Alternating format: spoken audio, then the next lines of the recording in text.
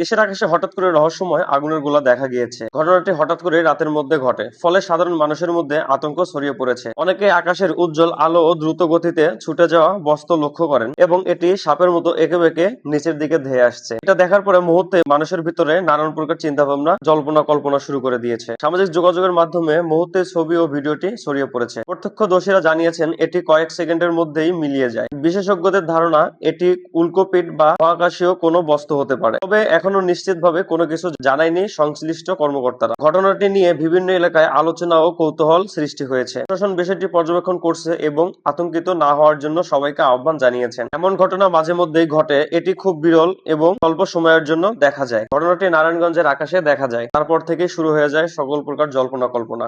Like করতে ভুলবেন না, কমেন্ট করে আপনাদের মতামত জানাবেন, ভিডিওটি শেয়ার করে আপনাদের বন্ধুদের মাঝে ছড়িয়ে দিবেন।